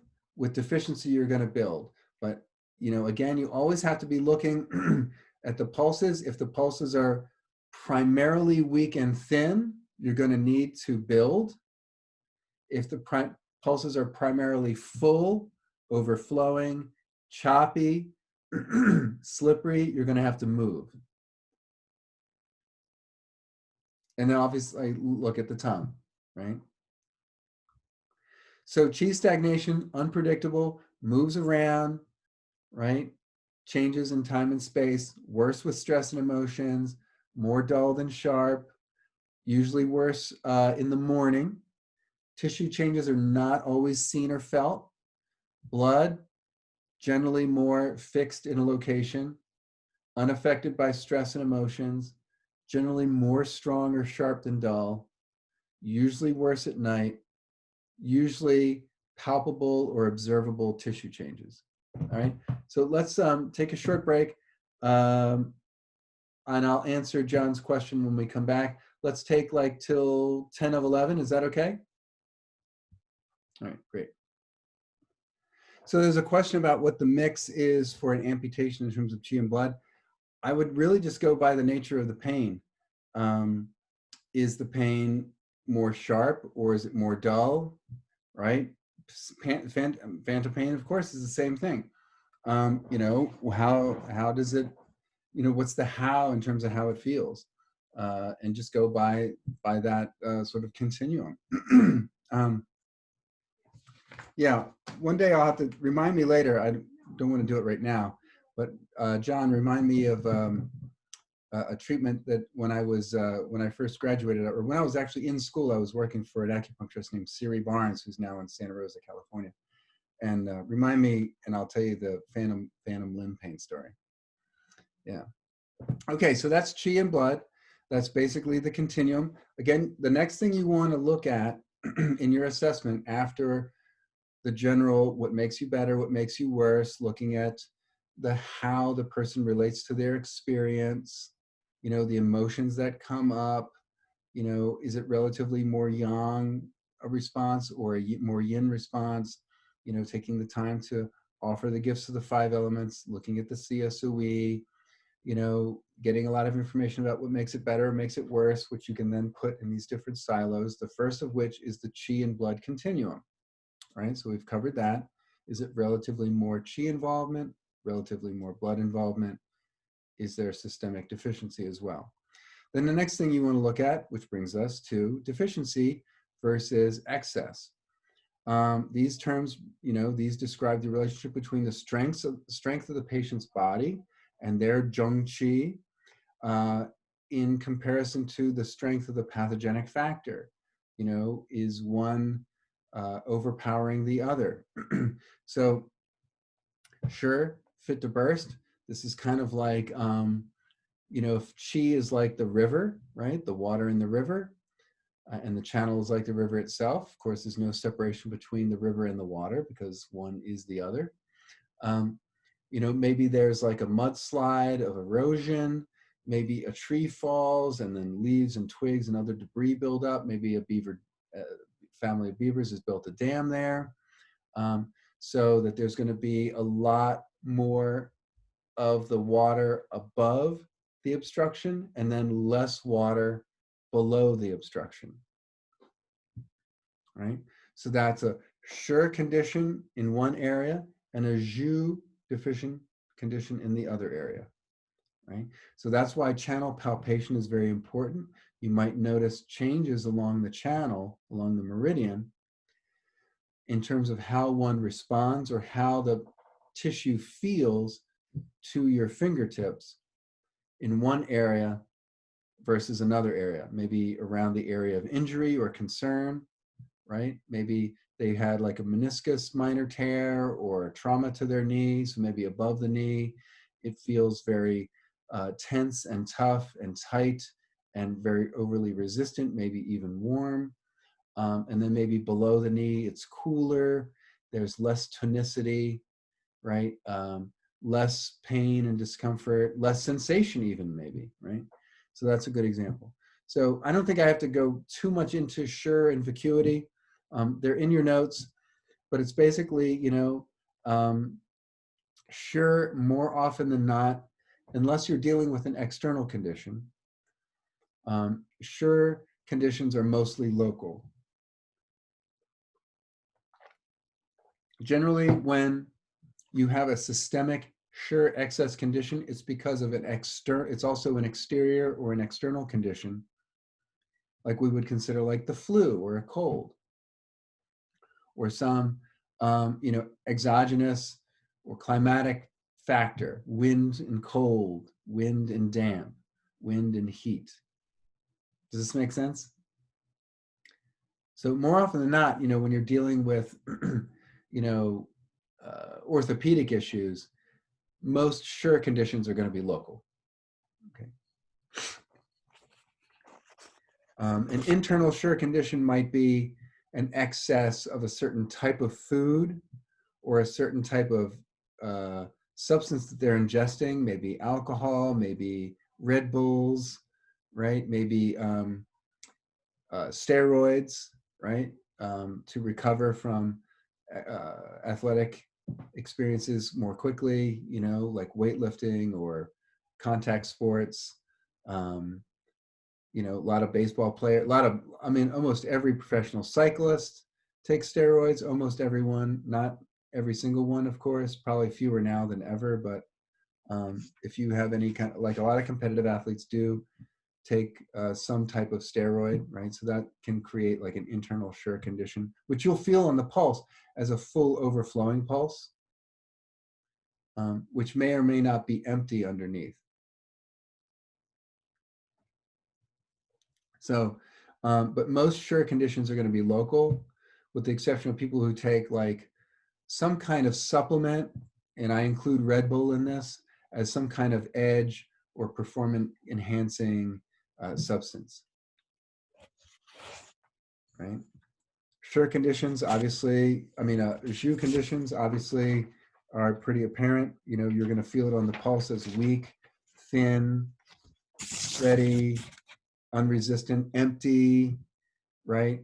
You know, acute trauma is pretty much going to be like a Schur condition, right? And again, that's another example of what I say external, right? It is a full condition, right?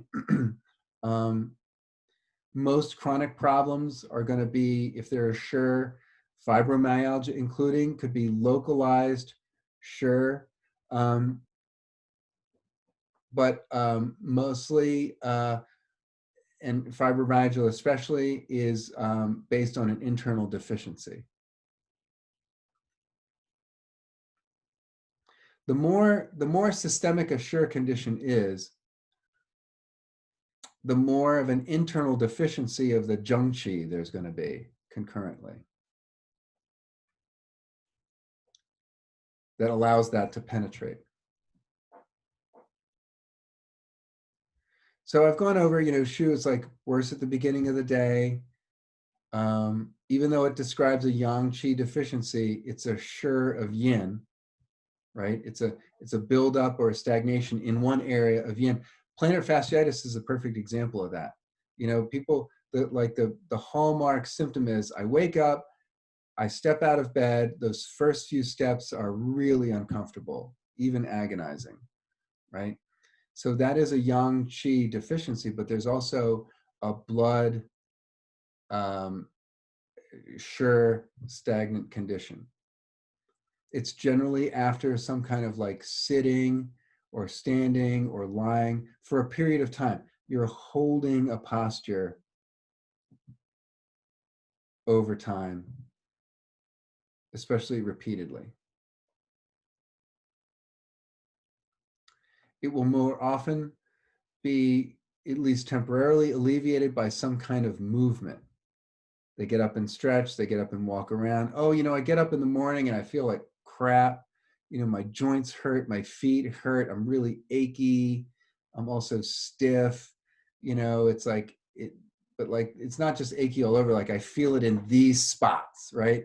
But then I get up, I take a hot shower, I move around, I stretch, I start to feel a little bit better. But then by the end of the day, I feel crappy again. It's because they've got these underlying deficiency with local stagnation, because and sure, because what happens is there's an underlying deficiency. So there's not enough qi to and blood maybe to keep things moving. So when they, you know, they've been lying still all night or mostly still, and they get up, they start to move around. It alleviates that local stagnation, but there isn't enough in the reserves to get them through the day. So as they go through the day, they run out of steam, they run out of qi, they run out of blood, right? It's overtaxing, you know, what they have available because it's deficient. Then they start to feel it again at night. Does this make sense? Because they only have like this much and they need this much to get through the day. So that's a sure stagnation condition compounded by an underlying Zhu vacuity, systemic Zhu vacuity. Does this make sense? Is anyone not clear about that? Maybe some of you have experienced it. It's like, man, I feel like crap. I wake up, I get up, I take, you know, I get my coffee, I get my shower, I move around, you know, I go get the paper, maybe I take a walk, I stretch, I feel better. But then, you know, I go through my day, and as like the day goes on, like by the time like 5 o'clock, 7 o'clock rolls around, I feel awful again because I'm running out of qi and blood. Okay. All right. So you've got the comparison there between Shu and Sure. Let's talk a little bit about causes of disease, external pathogenic factors, internal pathogenic factors. So again, this is like a step-by-step way of guiding your questions to go through this sort of like, and again, you know, this step-by-step process, you're going to turn these into questions, right? Is it better during the day? I mean, is it worse when you wake up? Is it worse at night, right? Walk me through it. Oh, okay, like, okay, I first wake up, like walk me through your day, right? Because they may not be able to ask you, is it better in the morning? Is it better at night? Some people are like, I don't know. But if you have them like kind of walk you through their day, like, okay, when was the last time it hurt? All right, walk me through it, right? That can sometimes be helpful to like jog people's memory. And you may have to like keep revisiting this. But I want you to look at these notes as sort of like guides for your questions. Does that make sense? I want you to ask these things. And it gives you like this sort of step-by-step process of getting narrower and narrower and narrower into like an idea of a picture of what's going on and on. You're filling out like, you know, at first you just have a couple of dots, and then you fill in more dots, and then you fill in more and more dots, and then you fill in, now you've got a pointillist painting, right? Or like if you've ever looked at the Wall Street Journal, like those pictures, or the pictures in Deadman, right? You know, we're filling in more and more of the dots to get the picture. So external pathogenic factor, internal pathogenic factor. So I'm not going to go into the background of the evolution of, you know, the causes of disease. You can read about that in the notes. But by and large, I want to highlight two things very quickly. So at one point, there was a predominance, especially around the Shanghunlun period with Zongjingjiang, where you had like basically wind and cold, and then eventually later on an understanding of like heat and damp. And over time, that understanding has been refined and evolved. So what I would say is you've got wind and you've got cold. These are like the predominant climatic factors that are responsible for most B obstruction syndromes. Okay, not all pain is a B obstruction syndrome, but all B obstruction syndromes are pain syndromes, or pain conditions. So here's what I mean by that. So, because again, I need to refine that for this section of external pathogenic factors. If I fall down or if I bang my shin, that's not a B obstruction syndrome. There is obstruction, but it's not classically defined as B obstruction, because B obstruction is classically defined as a as a combination of wind and cold, or wind and heat, or wind and damp. And then later became like, okay, B obstruction syndrome is wind, cold, and damp with a predominance of one over another.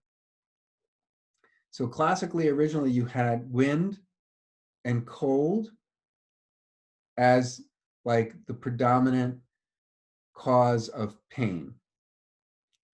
Over time, they've refined B obstruction syndrome as a combination of all three factors that are concurrent of wind and cold and damp.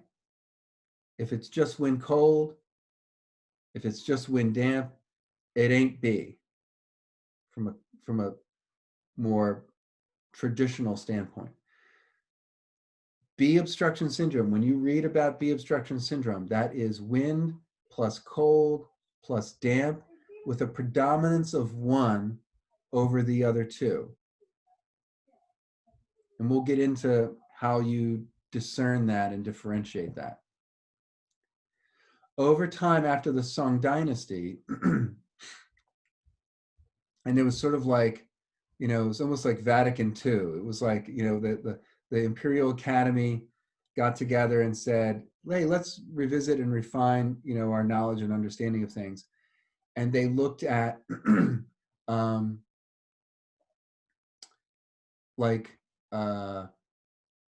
qi and qi flow, like lung involvement and liver involvement with pain. And if you think about it, the climatic factor that harms the lungs the most is cold. The climatic factor that harms the liver the most is wind. So it was in alignment. They weren't like breaking doctrine. They were just sort of refining their semantics, and they were looking at it more from a Zhang Fu perspective of what causes pain, which is damage to the lungs as an organ system and damage to the liver as an organ system. So when you read about these, a lot of textbooks kind of conflate those two models together.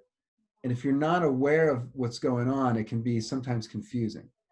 So B obstruction syndrome is always a combination of wind plus cold plus damp, with a predominance of one of those over the other, or wind, damp, and heat, right?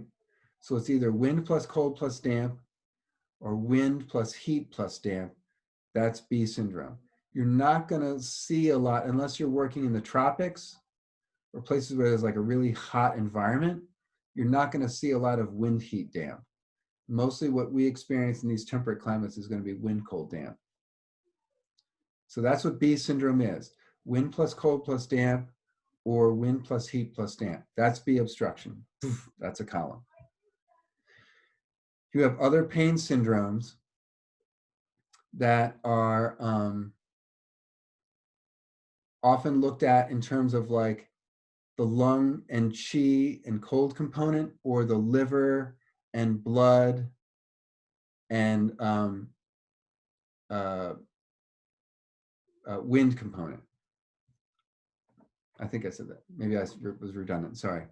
And so when you're looking at these external causes of disease, there may be an actual invasion of wind and cold and damp, or wind and heat and damp, or the symptoms might be wind-like, or cold-like, or heat-like, or damp-like. So there may be some patients where you're going to be sort of breaking your pick, trying to uncover, to discover, like, you know, oh yeah, this was when they were invaded by wind cold. This is when they were invaded by wind heat. You, from the majority of your patients, you may not be able to identify that. So you're going to be really looking at the symptoms in terms of their nature, which might mimic wind, which might mimic cold, mimic heat, mimic damp. Does this make sense? Some are going to be pretty obvious, like, okay, this person is maybe like an athlete, and one of the ways they train is to swim. When do they swim? Oh, I swim early in the morning. What's the temperature like? What's the weather like when you swim? Well, it could be all weathers, but you know, they're in a pool. Well, is the pool cold or is it heated?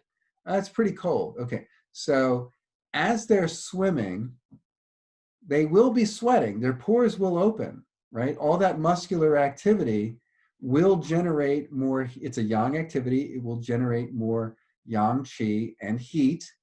And so the body will respond by opening the pores.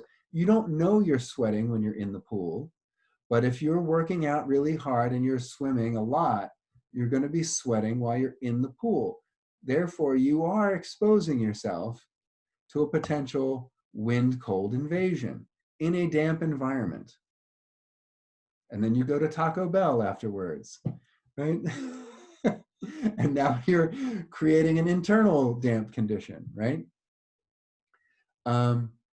Or they're drinking a lot of smoothies, which are very cold and damp, right? So generally, B obstruction syndrome will almost always occur with a concurrent internal damp environment that's like flypaper for the wind and the cold, or the wind and the heat.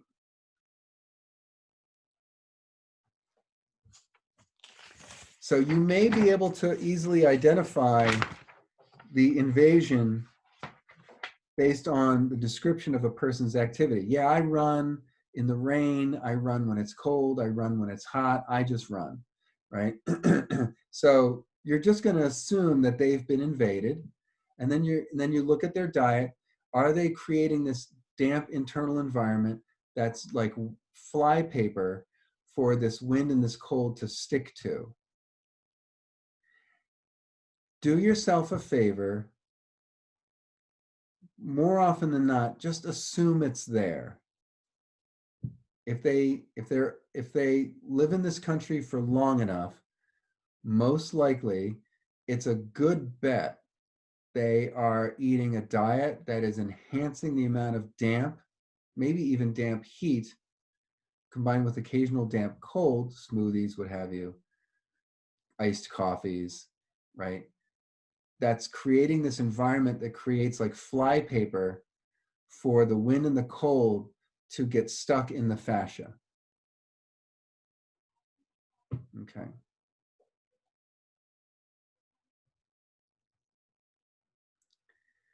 So you've got pain syndromes, and you've got pain syndromes that are B obstruction. Pain syndromes may not exhibit symptoms of wind and cold or heat and damp.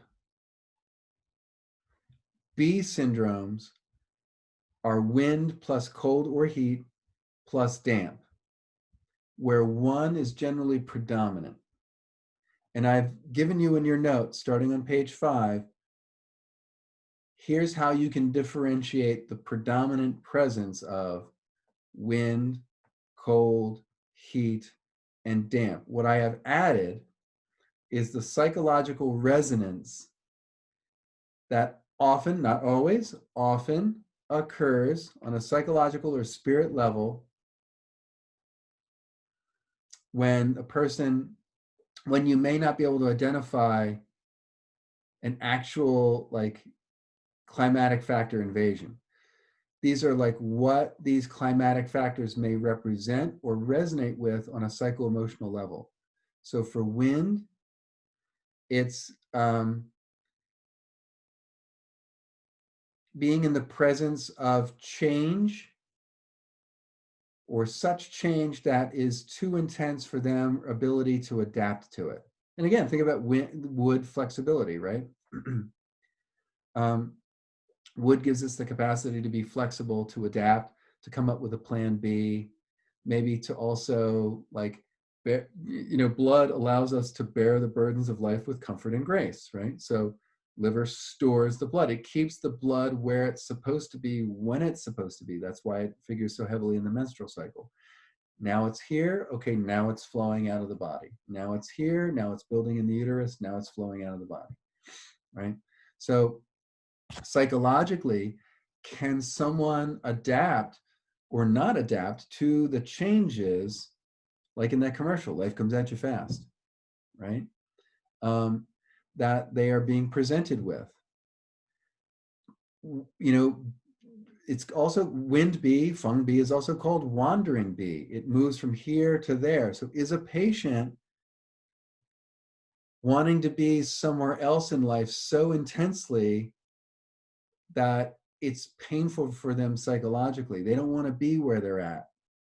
I don't want to be in this body. I don't want to be in this family. I don't want to be in this house. I don't want to be in this relationship. I don't want to be in this neighborhood. I don't want to be in this state. I don't want to be in this country. I don't want to be in this gender of a body.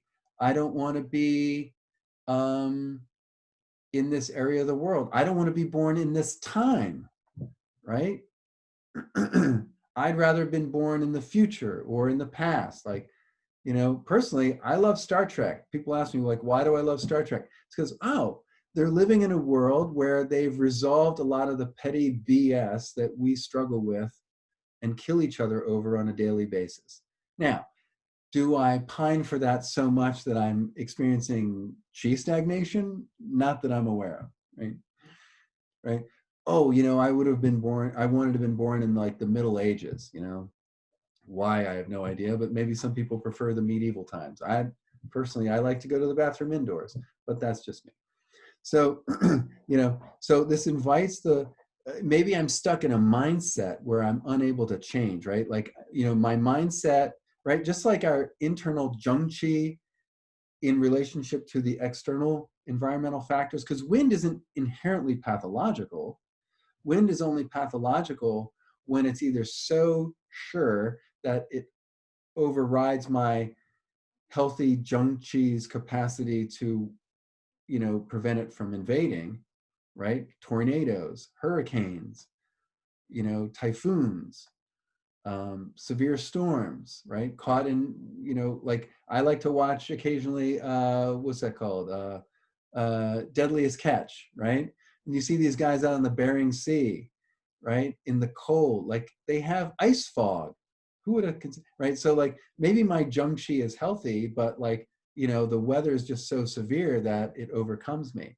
Or maybe a normal breeze blows by, but my zhengqi is so deficient that I'm invaded, right? So wind and cold and heat and damp aren't inherently evil. It's just they're evil when in the relationship, again, all medicine is relationship. In the relationship with my zhengqi, I'm unable to, adapt to it properly. Then it invades and then it mucks stuff up, and now it's zheqi, right? So, can I flow with the movement of life? Can I accommodate the changes that are being asked of me? Can I move on from the past? These are all relating to wind on a psychological level, right? Cold contracts. So am I contracted? Am I retreating from life? Am I not yang enough, right? Because cold is a yin evil, wind is a yang evil, right? Like maybe I like being where I'm at. I don't want to change, but life is requiring me to change. Like, so like then I get a wind evil because I'm too yin to adapt to the yang wind, or cold is a yin evil. Like am I unable? Am I too in retreat? Am I not young enough to go out and meet the world, right? Can I not, how would I say it? Am I fearful? Am I overly fearful? Am I overly rigid? Am I indifferent? Am I completely like uncaring? Like I don't like care about anyone or anything outside myself or my family, right? That's pathological. There's no warmth there, right? We say this person's very cold. They're not interested in any kind of relationship. These are the people that they have no hobbies, they have no interests, they have no close relationships, they not interested in anything. They're very inert. They're kind of a downer to be around. They harp on about the past. I remember my grandmother, and she wasn't like that, but I just remember an example like I used to. When I was your age,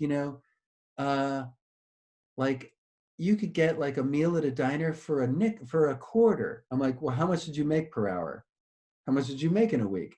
I made $2 a week. I'm like, okay, well, I now have to make, like 1,000 a week. Like I now make, like I could say, well, I make 5,000 last week. So I can afford the diner meal that's like $15. You know what I mean? It's like, so like always harking on the past, right? Like, and as we get older, we get a little bit colder. We get a little bit more dry, right? So we hearken for the past because there's more of it, right, in our life. So these are like, like these are examples of like cold on a psycho-emotional level. Refusing to act, refusing to respond, no enthusiasm about life, no exploration for life, right? We isolate, we retreat, we get apathetic, right? Eventually this leads to blood stagnation, right? And then that leads to other stuff, okay? So dampness, really briefly, are we stuck in life? Are we not clear about what's happening in our life? Are we not clear about ourselves? Does life seem kind of foggy and confusing? Do we feel burdened by life and therefore heavy, right? Because dampness, heaviness in the limbs, fatigue, like, inability to move, right? So psychologically, similar resonances. Do I feel burdened by something? Do I feel weighed down by my thoughts? Do my thoughts weigh me down? Do my perspectives keep me stuck, right? I think about one person I know who, they're like never satisfied, never, ever, ever, ever, ever satisfied. They're stuck in this loop of neediness and never getting my needs met, and they suffer from an incredible amount of dampness. And concurrently, they crave a lot of damp foods. Yes, John. Can you hear me okay? Yes. With the damp, if you have someone who's an earth CF who tends to have like a lot of physical stuff stacked up,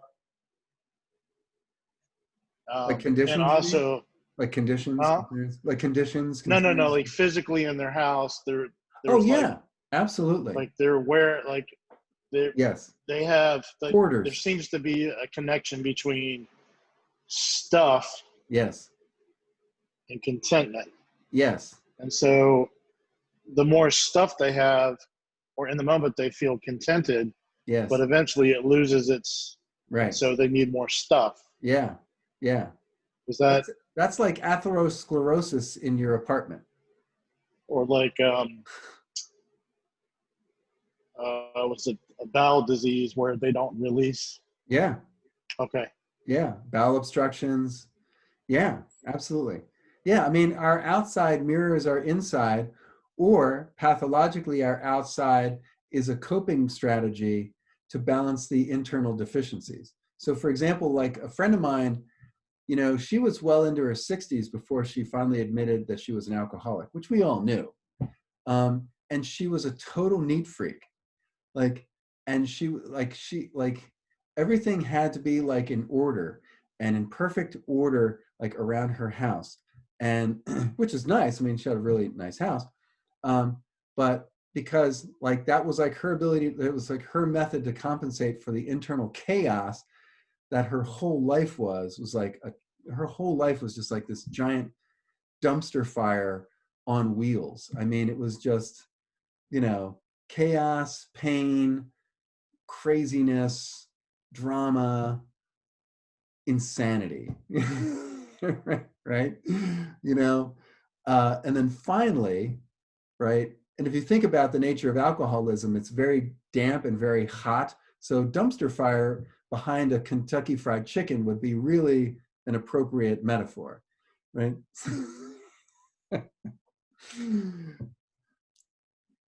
So yeah, absolutely. The outside reflects the inside reflects the outside. Right. Okay, so heat, you know, drama, chaos, things going everywhere, scatteredness, things that are moving really fast, a lot of intensity.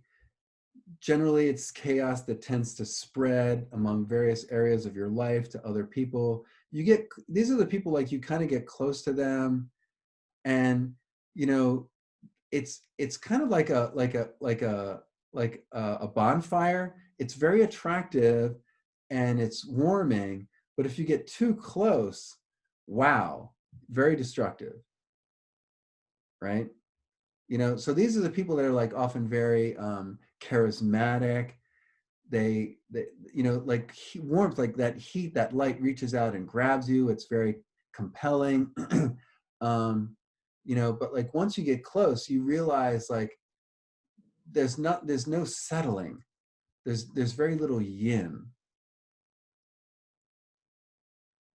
So these people will often experience like things that like wake them up at night. Maybe their pain wakes them up at night. Maybe it feels hot.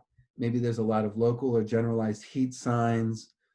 There's swelling and pain and redness. You know, what is it? Dolor, calor, rubor, right? You know, pain, heat, redness and swelling, right? And so people sort of like have a life that's kind of like that, right? Does this make sense?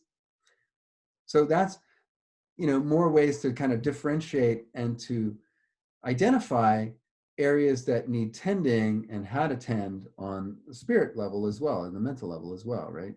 So, you know, there may be this concurrent resonance between the physical and the non-physical. Does that make sense? Okay. Do you guys need a short break? I mean, we only have like a half an hour to go. Do you want to take like just like a 5-minute break, like a little bio break, and then we'll continue on until 12:05? Is that okay? So come back at like 11:35. We'll take 7 minutes. Bye.